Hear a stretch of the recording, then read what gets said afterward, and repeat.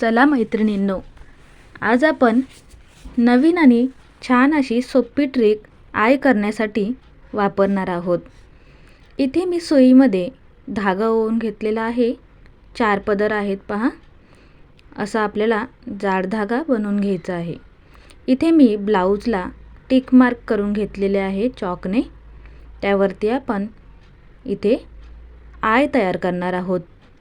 अशा प्रकारे खालून वरती सुई ओवून घेतलेली आहे आणि व्हिडिओमध्ये दाखवल्याप्रमाणे आपल्याला सुई अशी बाहेर काढून घ्यायची आहे, अर्धवट, पूर्ण नाही ओढायची।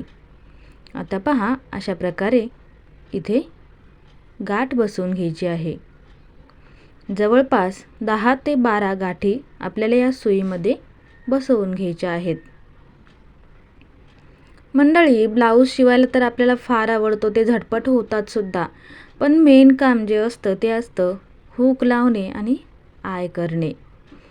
त्यातल्या त्यात हुक लावणे सुद्धा पटकन होऊन जातं, पण आय करण्यासाठी खूप वेळ लागतो।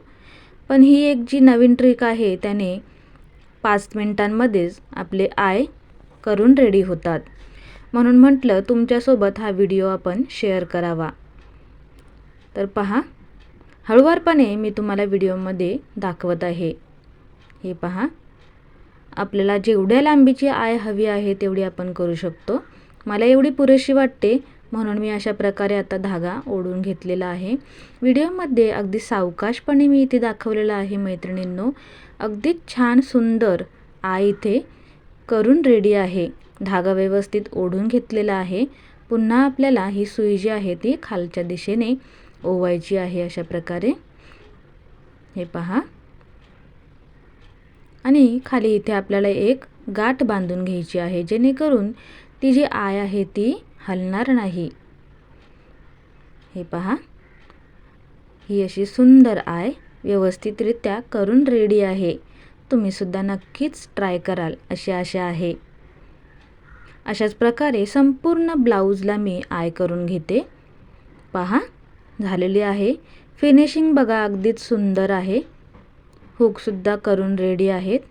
इकडे मी दुसऱ्या एका ब्लाऊजला सुद्धा त्याच प्रकारे आय करून घेतलेले आहेत। हे असे अगदी 10 मिनिटातच आय माझे करून तयार झालेले आहेत। दोन्ही ब्लाऊजांना मी इथे रेडी करून घेतलेला आहे। मैत्रिणींनो, व्हिडिओ आवडला असेल तर लाईक, शेअर आणि चॅनलला सबस्क्राईब नक्की करा। Bye bye.